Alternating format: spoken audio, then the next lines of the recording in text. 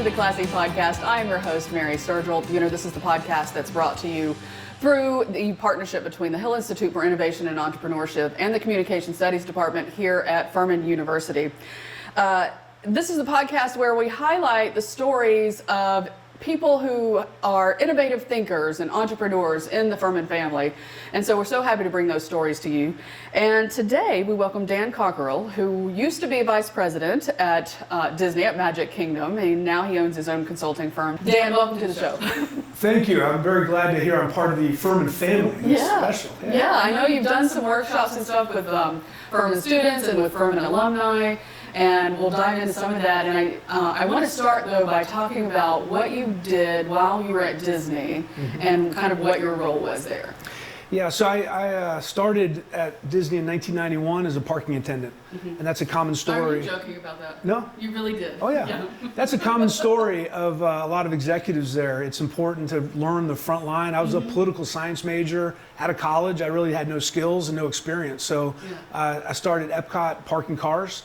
And after 6 months, I applied to go be part of the task force to open Disneyland Paris, which was opening the next year.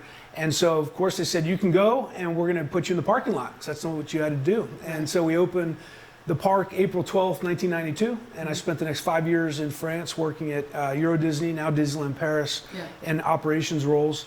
And then 1997, my wife and I moved to Florida, and I spent the next 21 years working at Walt Disney World and theme park operations, hotel operations, 19 jobs in total. I'm a big fan of getting diverse experiences, which is a big theme of what I talk about, but just getting new experiences. And I think that enabled my wife and I to be able to leave after 26 years and start our own consulting company now, sharing our experiences with companies from around the world. Yeah, so now between the two of you, you have more than 40 years experience, as you said, and you've created this consulting firm.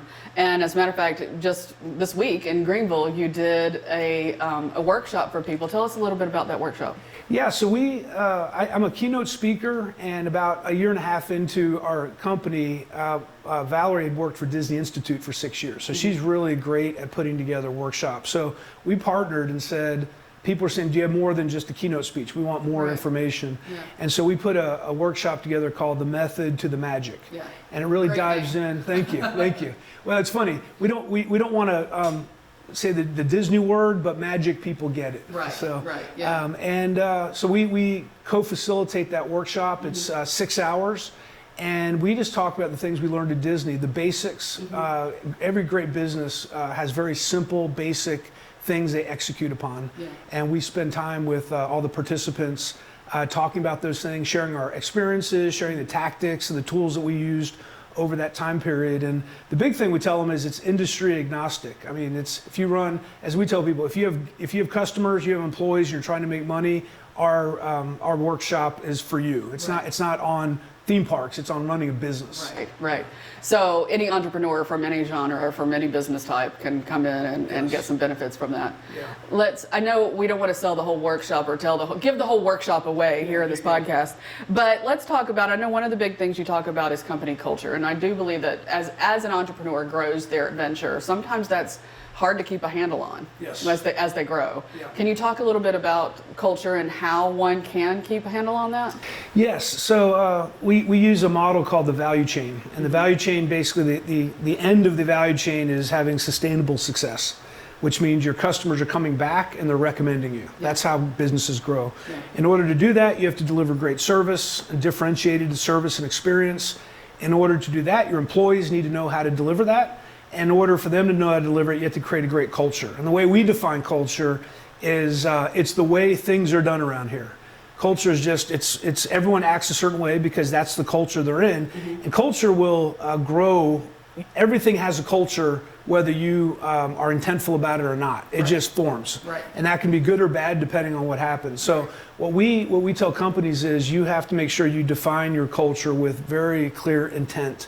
And that's through defining the behaviors, what's acceptable, what's not acceptable, what are the attitudes, what are the values of the people you're hiring. Not everyone should work in your company because if they don't have those values aligning, they're not bad people. They just shouldn't work in your company. And you have to have people that naturally are going to be successful at what they do. Yeah, so just because your aunt is an accountant and you need an accountant doesn't necessarily mean that you should Right. hire her. Yeah, exactly. Because when we look at culture, it goes beyond just the skills and the talent people have. It's in the hospitality industry, you have to really enjoy teamwork. Yeah. Because no one does anything by themselves. Right. Not everyone should be on a team. Some people are fantastic individual contributors. So you need to understand the kind of people you want on your team, define the behaviors of what's acceptable, not acceptable, and then role model that, and then hold everyone accountable for that, and recognize and reward them when they do it right. And so once again, very simple things, but cultures rise and decline over time. Nothing happens overnight. You can't build a culture overnight. Right. And it's up to leaders to always be thinking about that. What kind of place do we want to create that's going to deliver what we believe in? And if you deliver what you believe in your customers, you have a wildly successful business. Yeah. So is what you're talking about, does that boil down to the service framework model, or is that something a little bit different? Yeah, that's the model. And we spent 6 hours talking about intent to return, intent to recommend, customer service, employee experience, and culture. Yeah. So as you said, obviously culture takes a long time to change. So if you suddenly wake up one morning and you realize this is not the culture I want for my company, Right. what would you suggest a first step would be for someone to change the culture? Yeah, the thing we like I said, we go back to very basic things. Yeah. I was actually doing a presentation a couple days ago in Tampa, and someone asked about that. They said, you're talking about what our customers need. How do you figure out what they need? Yeah. And I said, well, you ask them. Right. And you go talk to them, Yeah. and you immerse yourself in their experience, and you go be a customer in your own business. Right. And when you see it from their point of view, what you need to fix becomes obvious. Yeah. And you put yourself in your employees' shoes, and you go do their jobs, and you see the experience from their point of view, and it becomes very obvious about what you need to fix in that standpoint. And once you understand those two things, the things you need to do about changing your culture become very clear. Right. If I spend time with an employee and I find out they just don't have the ability to make decisions because they're not empowered, and we have too many rules and policies and too many approvals, and that's slowing down their ability to deliver great service, I need to go back and change the rules, change the policies, and give them more freedom to make those decisions. Yeah. If I have too much bureaucracy, whatever that looks like. So, Yeah. as I say, your customers and your employees know everything you need to know about building a great culture. You just got to go talk to them, find out what it is, and implement it. That's a technique used in design thinking. Yeah, yeah. Empathetic Yeah. approach. The empathetic approach, absolutely.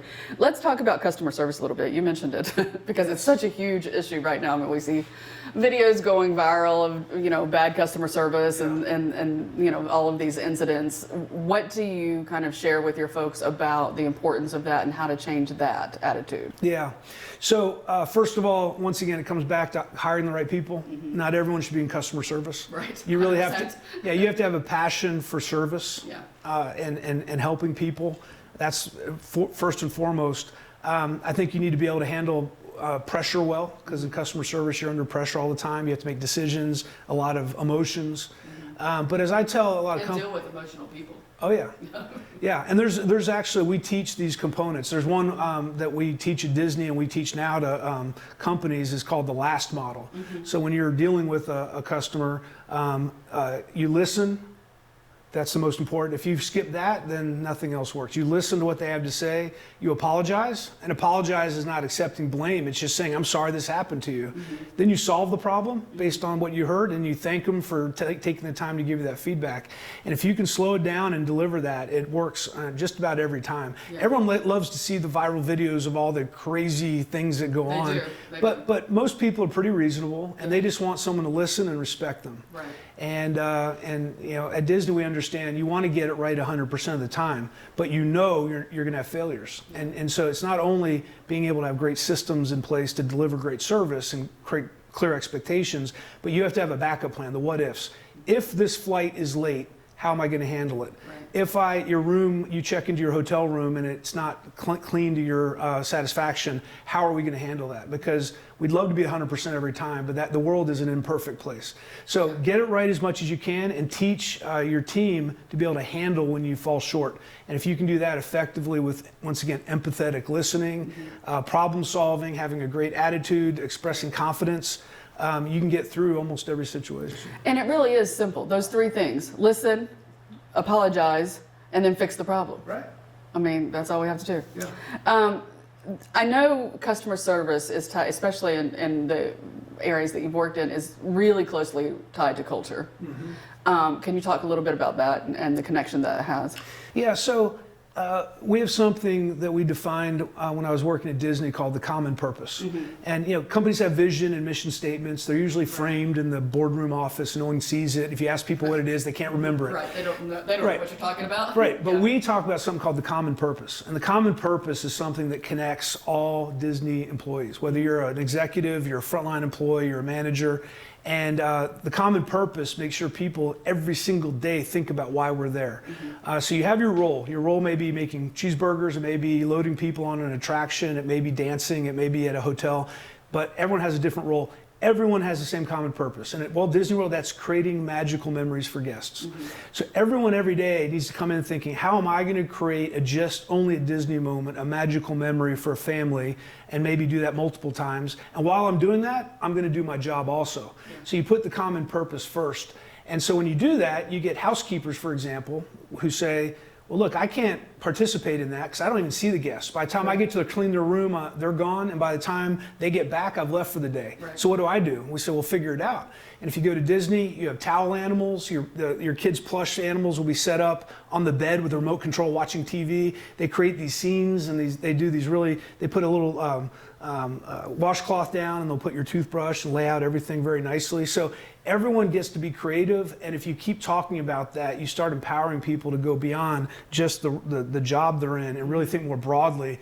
And not only is it great for the customers, but it really empowers them to know that they're doing something beyond just their job. People want to know they're part of something bigger, and that common purpose really delivers that. I love that. I love the fact that you give them, and that's what so many people I think need to do, is give their employees the opportunity to be creative and show a different side of themselves while they do their job. Absolutely. Right? And most companies are worried about everything has to be just the same and consistent.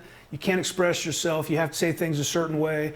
And you really need to unlock people's personal passion and put some guardrails around it and say, look, here's what the job is, but you can be creative within that job. And I think companies are afraid to do that because they feel like they're losing control. But I think you're unlocking people's potential, and people are very passionate when they get to be part of that and see how well they can perform. Yeah, I love that. Unlocking people's personal passion. I wrote that down because I want to remember it. Because I think that's huge, because you're going to make your entire company better as long as you help your employees do that. Yeah. Exactly. I had a recent conversation with an entrepreneur that I was talking to, and he talked about when he started his company, he had young people. Like, he had this one really young guy who was like 17 when he came to him. He was a young genius, just graduated college. Yeah. And he was like, young people have young people problems. And I was open to helping them fix those problems because I knew that it was important for me to keep my employees happy. Yep. So he did things back when companies didn't do this. He put in a gym, he gave them part ownership, and all of those things back when companies were not doing those types of things. Right. And I think that kind of mindset goes a long way, and that's what you're talking about. Yeah, absolutely. It's something a quote we use often when we talk, and it's one of the first things I talk to in our workshops is the quote, authorship inspires ownership. And when people are allowed to be engaged in building the environment they're in, they're allowed to be involved in the solution, they take a lot more ownership out of having great answers. They're really good at overcoming future issues because they feel like they're engaged with it. And too often, and we were guilty of this at Disney, you'd sit in a meeting room for a couple weeks, come up with a plan, and go spring it on everybody. Right. And even if it was the best idea in the world, people would push back. And they say, well, look, why didn't you ask us about this? Why didn't you include us in this conversation? We're the ones who are going to have to execute what you came up with. Why wouldn't you involve us with that? So I think a lot of times leaders have to get out of this hero mindset that they're going to be the smartest people in the room and get everyone engaged. Most of change management isn't making the change, it's getting everyone involved in the change. And all of a sudden, you just get these outcomes that you never would have expected because, once again, they're getting to solve it from their point of view, which it's difficult to see when you're in a management role. And they feel valued because you listened to them and implemented what people love their to be suggestions. Listened to. Yeah, absolutely. And that's a huge thing. Successful people aren't successful because they've never failed, right? I want you to tell us some time that you were, maybe when you're at Disney or even with this new company, that you tried something and it just did not, that it flopped. It just didn't work. Oh yeah, I need a whole nother show to talk about all that. Yeah, I mean, usually we did a big event at Disney's Hollywood Studios, which was going to be a villain event. Everyone loves villains, and they want to see villains. So we came up with a plan and said we're going to have 50 villains at this party, and it's a hard ticket event. They're going to buy a ticket and come. And 50 seemed like a lot until like 20,000 people showed up. And all of a sudden there's lines that are like 3-4 hours long. Yeah. And that night, I mean, I thought I was going to get fired the next day. It was a disaster. Yeah. And the next day I talked to everyone. I said, gosh, what happened? How did we end up with 20,000 people? Yeah. How did we not do the math and really figure out what the experience was going to be like? And some of the people on my team said, well, we didn't block out employees from attending, and we knew online, a lot of them said they were coming. I said, no one mentioned that. They're like, well, we thought you knew that. And so it was just, every time I've gotten in trouble, I just haven't listened and asked all the hard questions to make sure we're doing the right thing. Yeah. Part of it's due diligence, having the discipline to really ask the questions all the way down the line. And once again, giving everyone a voice. And so what I learned at Disney was, it's not just giving people a voice, it's insisting they give you critical feedback. So I'd actually have meetings and say, okay, I have an idea. I'm going to pitch my idea to you, and then for the next 15 minutes, everyone in this room has to give me at least one reason why this is not a good idea. So, once again, I gave them permission to shoot my idea down. Yeah. And sometimes at the end of that, we said, you know what, you came up with 3 things I didn't think of, but I think we can overcome those. And sometimes someone would say, what about this? And I say, okay, the idea is out now because I didn't think of that. Right. And a lot of times leaders, whether it's your ego or just something gets in the way, you want everyone to agree with you because you love your idea, you fall in love with your idea. And every time I got in trouble at Disney, and even now, it's because I'm unwilling to listen. Yeah. Valerie and I, we work very closely together.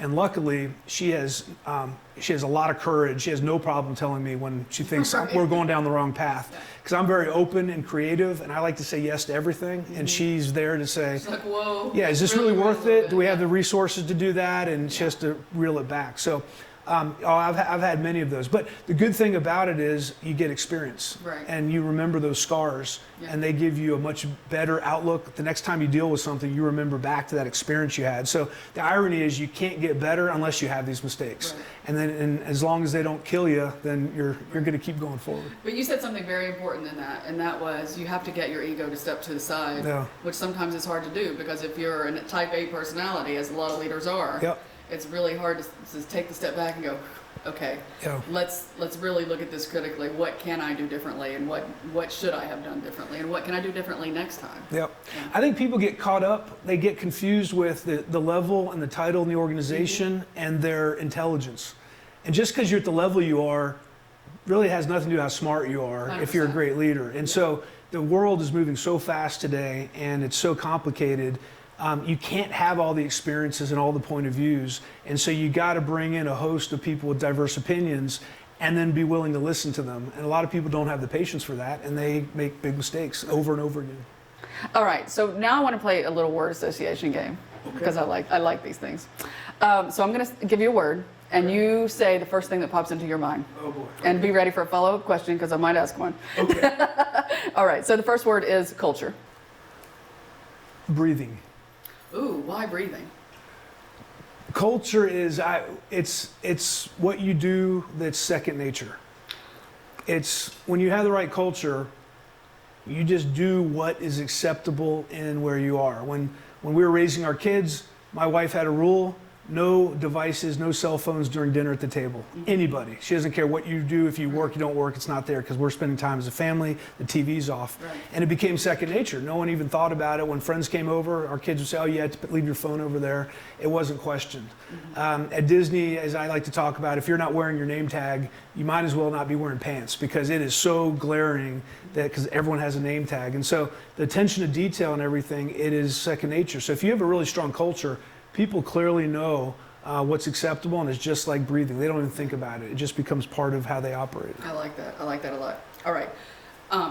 The next word is communication, and I'm glad I put this one on the list because one of the things that you just mentioned when we were talking about leadership was the communication part, right? So communication. Dysfunctional. Ooh. Okay, that one begs for an explanation. Yeah. Communication, boy, that's such a broad topic. And everyone always complains that no one's communicating with them, they don't have the information, but no one ever spends time to define what it is. What are the processes that need to be in place? What's the information they need to have? So I spent a lot of my career at Disney defining communication. If I need someone to know something immediately, what's the protocol to use? If I need someone to know something in the next 24 hours, if I need every employee in the Magic Kingdom to know something before the park opens tomorrow, what's the protocol to get that message to them? And Meg Crofton was the president of Walt Disney World for many years. And one of the quotes she had was, you communicate every day. So think about raising kids. You look people in the eye and you shake their hand. You tell them that over and over. And just when you think that you're about done communicating, they're just starting to hear you. Yeah. And so what I've learned over time, you have to be very smart, repetitive, and clear in communication. And I think a lot of times we just think because we said something, it's been transmitted and we don't have to go back to it again. But that's not the way it works. And so I think it gets very dysfunctional when we wonder why people aren't doing what we say because we didn't say it enough. And we didn't say why it was important and just didn't do it to the level that's going to change a behavior. Yeah. And I would add, say it in a way that they can fully understand it and take it in. Context. Right? Yeah. Because some people you may say the words, right? For instance, one time we had a reporter and she was extremely literal. So if you told her and you gave her a quote, a way to ask a question, she would ask it that exact same way, whether that was what you intended or not, right? And so you have to understand that person's communication style as well. Yeah. So I learned in my career to stay away from terms like ASAP or at your earliest convenience. That's different for or when different you people. get a chance. Yeah. And I learned to say by Friday, 3 p.m. Yeah. And then it cleared up everything for everyone. Exactly. Because, and even now with our assistant, we have a virtual assistant, I put deadlines on everything. I'll send her something and say, I don't need this till the end of next month.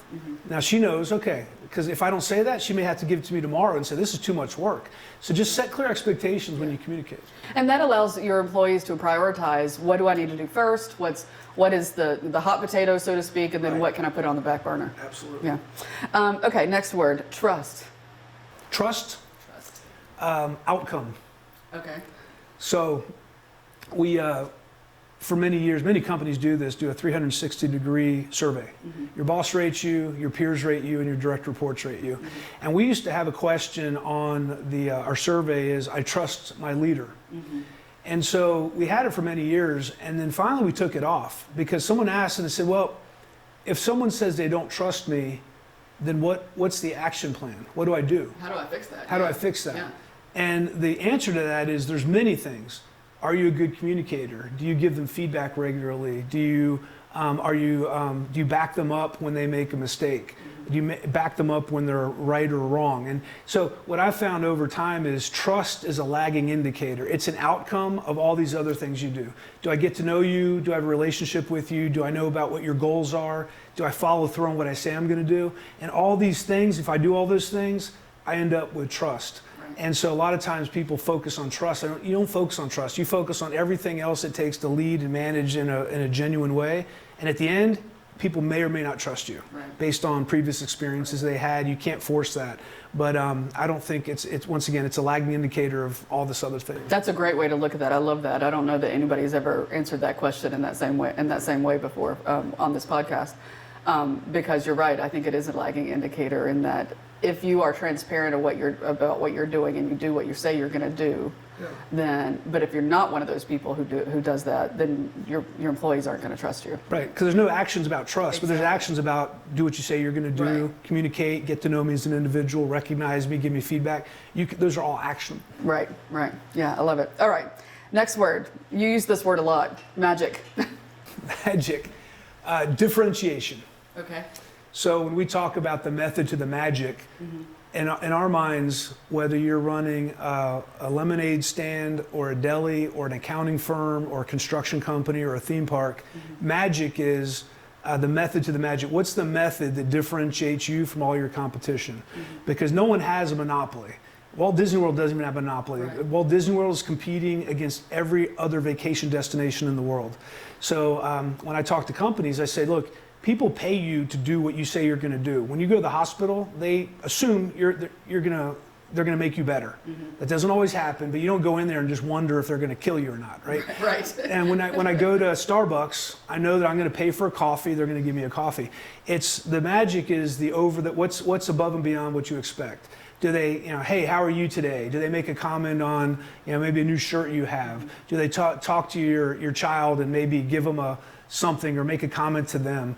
Are they kind? Are they, do they apologize for the wait time? Do they do these little things? And often it's an emotional connection that you make, and that's the differentiator, and that's the magic. I had a friend in high school. He, when he graduated, he went and sold and leased photocopiers in Washington, D.C.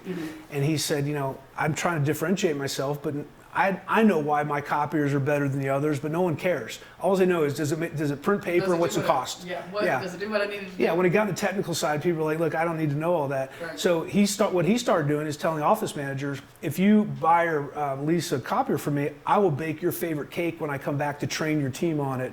And all of a sudden, when people call, they say, office manager said, hey, what kind of what company do you use? They go, I use this. Is it good? Yeah, it makes copies, but guess what? The guy will bake your favorite cake if you buy or lease it from. So what he did had nothing to do with the product, but it had everything to do to make himself memorable to those he was interacting with. So I always tell companies, just have a differentiator.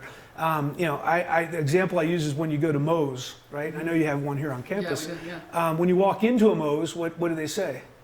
They yell, welcome to Moe's. That, and I always remember that. And so it's something to talk about. So for me, that's what the magic is. It's making emotional connection and giving your business a differentiator that's just going to make a difference from everywhere else when your customers can go. So, so the last word on the list, success. Because different people's views of success are different. Yeah. I'm a big advocate of you define your own success.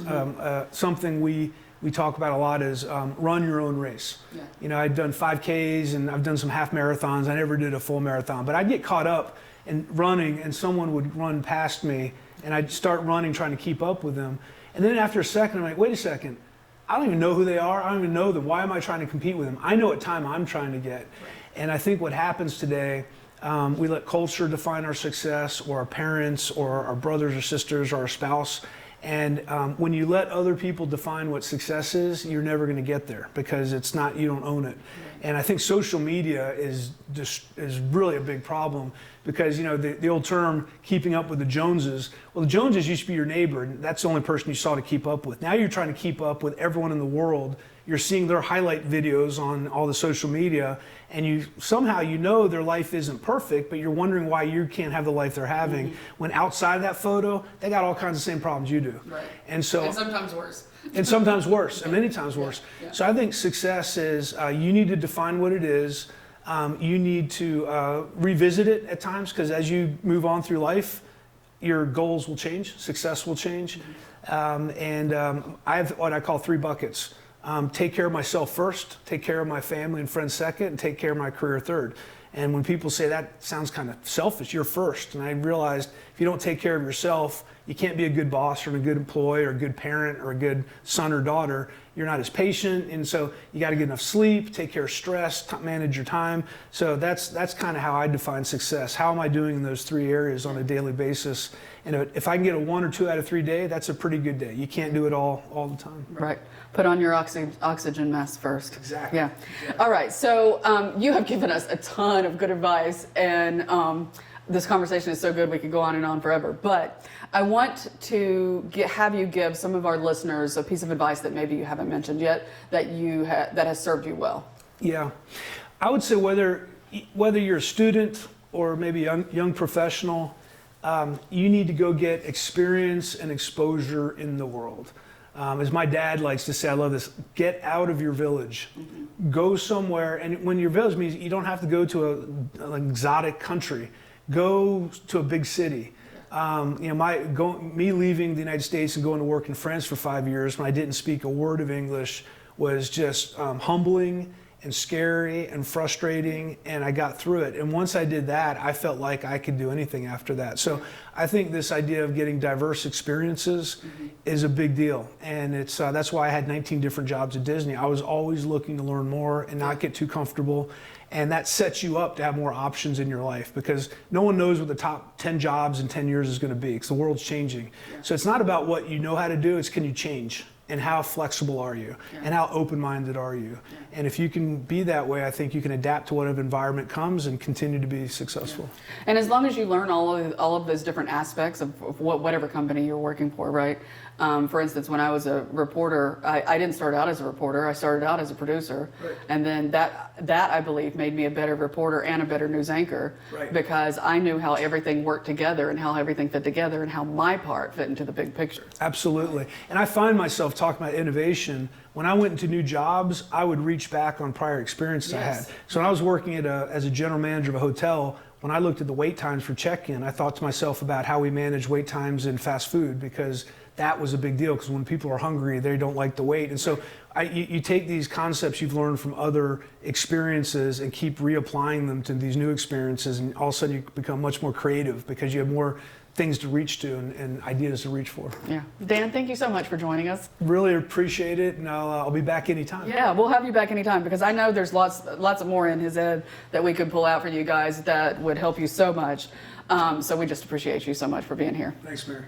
All right, guys, that does it for this episode of the Class E Podcast. Remember, if you or someone you know is an entrepreneur, has an idea, something that they want to launch but just doesn't know where to start, we have the Greenville Starts program. The Hill Institute hosts that program. The current cohort is full, but you can start applying for the next cohort. Just go and Google Greenville Starts Furman, and that should be the very first thing that pops up. Also, if you're interested in any of the programs that we have for the Hill Institute, just go to the Hill Institute's website, because we have a ton of current programs for students and for entrepreneurs as well. And of course, subscribe to the Class E Podcast, because you get great conversations like the one that Dan and I just had, and that you learn so much from hearing other people's stories, and you get inspired, and we just love that. And just remember that this podcast is brought to you through a partnership between the Hill Institute for Innovation and Entrepreneurship and the Communication Studies Department here at Furman University. It is produced by student producers Kayla, Patterson and Eliza, Polich, which is a true example of Furman Advantage. I am your host, Mary Sturgill. Until next time, dream big, everybody.